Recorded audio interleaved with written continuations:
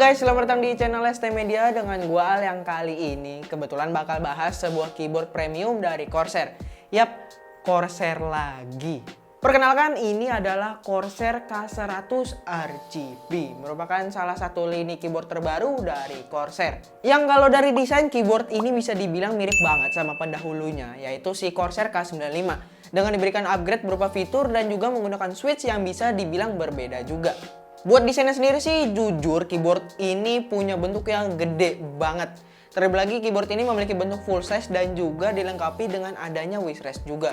Yang secara pribadi keyboard ini cukup gede buat gue yang memiliki setup yang nggak terlalu luas gitu. Meskipun begitu, gue tetap seneng karena gue lihat Corsair udah lumayan melakukan perubahan untuk keyboard seri ini. Sebagai contohnya ada di bagian wishrestnya. Nah, di wishrestnya udah menggunakan bahan liter yang menurut gue pribadi enak banget buat naruh telapak tangan kita pada saat ngetik. Jadi posisi tangan gue ini udah cukup PW dan emang wishrestnya ini bisa gue acungin jempol. Untuk pemasangannya juga simpel banget karena pada wishrestnya ini memiliki semacam magnet. Jadi kalau kita deketin ke keyboardnya otomatis bakal langsung ngeklop gitu. Selanjutnya gue bakal bahas tentang fitur apa aja nih yang bisa kita dapetin dari keyboard yang memiliki harga di 3,4 jutaan. Ada semacam wheel yang kalau Corsair sendiri memberikan nama ISU Control Wheel. Jadi untuk fungsinya sendiri wheel ini beragam. Jadi bisa dibilang multifungsional lah. Feel dari wheelnya sendiri sih cukup asik karena di wheel sendiri ada semacam tekstur gerigi gitu yang pada saat kita sentuh emang kerasa langsung ngegrip di jari kita. Nah, lu dapat pakai wheel ini buat merecord, ngubah atau menambahkan makro pada tombol keyboardnya. Lalu lu bisa ngatur tingkat kecerahan dari RGB keyboardnya, lalu lu bisa zooming, majuin atau mundurin sebuah suara atau video dan juga play suara atau video barusan. Dan untuk semua fungsi itu bisa diidentifikasi oleh beberapa warna. Dan juga sebenarnya dengan adanya wheel ini, Corsair berharap user bisa memakai keyboard ini dengan full leluasa tanpa harus mengakses software ISU yang semakin hari semakin kerasa bengkak di penyimpanan laptop gua. Ya sejujurnya gue masih belum bisa memaksimalkan fitur itu ke dalam daily gue. Alasannya mungkin karena gue adaptasinya yang lama atau emang fitur itu masih nggak kepake oleh gue. Karena jujur aja banyak banget fitur yang dikasih oleh keyboard ini yang bikin gue agak bingung untuk hafalinnya. Untuk fitur yang lain, keyboard ini masih menyematkan media button pada sisi kanan keyboardnya. Ya masih sama dengan pendahulunya, ada tombol play, stop, next, back, volume wheel, mute, Windows lock, USB pass-through, dan juga tombol profile.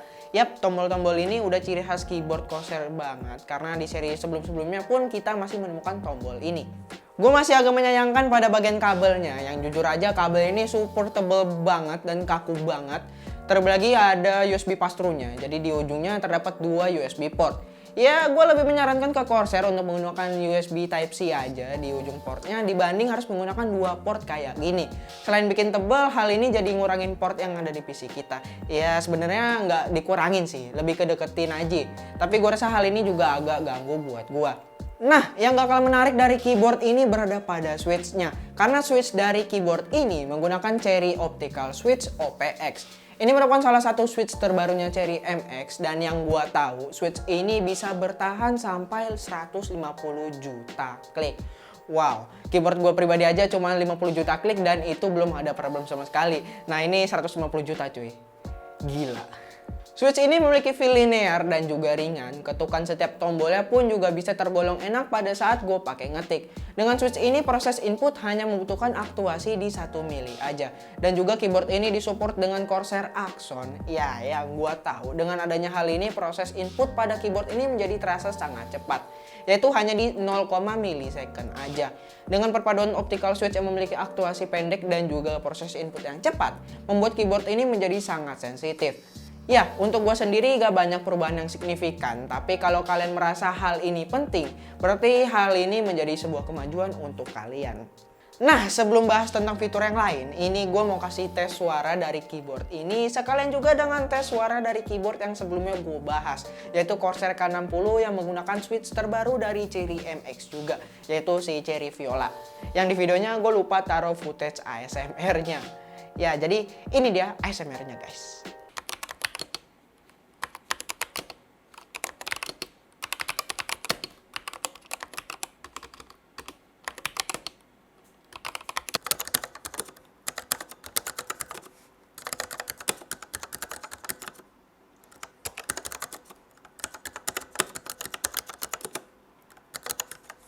Gimana hasil suaranya nih? Apa kalian suka atau enggak dengan suara dari kedua keyboard barusan? Yap, bisa kalian tulis saja pendapat kalian di kolom komentar di bawah ya. Next, fitur yang gak kalah asik juga berada pada tombol customnya nih. Kalau kalian streamer, gua rasa ini akan cocok dengan kalian.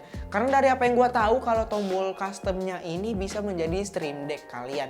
Yap, jadi mirip-mirip dengan stream decknya si Elgato nih. Kalian bisa set ke 6 tombol itu buat jadi tombol transisi, pop-up donasi mungkin, atau apapun itu yang bisa dilakukan di stream deck, ya bisa gitu.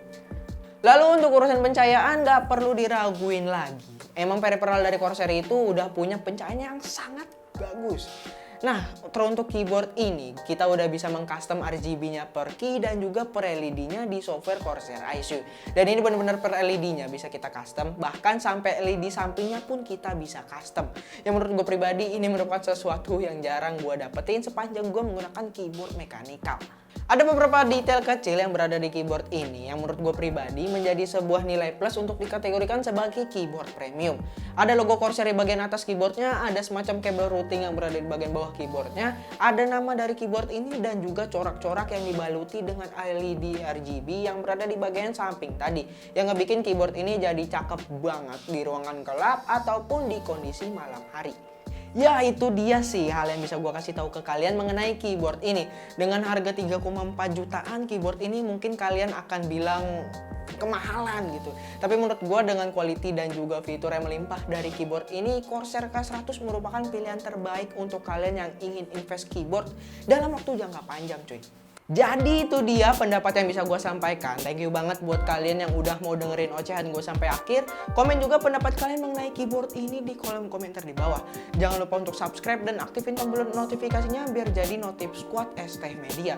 Join juga program membership kita jika kalian berminat. Follow Instagram kita di @stmedia dan terakhir subscribe juga second channel kita di ST Kurikuler. Kalian tagihin aja kontennya ke Bang Chips. Tanyain kenapa nggak ada konten baru gitu. Ya udah, itu aja. Di sini ada gua, di belakang ada Aldi, dan sampai jumpa di lain kesempatan. Bye bye. Nah, di wishlist-nya udah menggunakan bahan liter yang menurut gua pribadi enak banget buat naruh telapak tangan kita pada saat ngetik. Jadi positif